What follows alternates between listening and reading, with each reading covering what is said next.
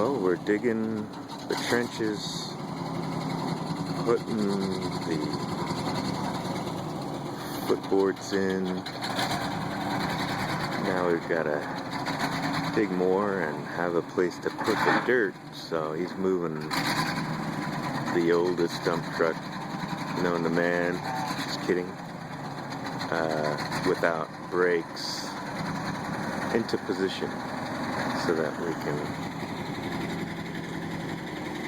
dig holes, measure it, move the dirt, drop it on there, drive away, dump it down somewhere.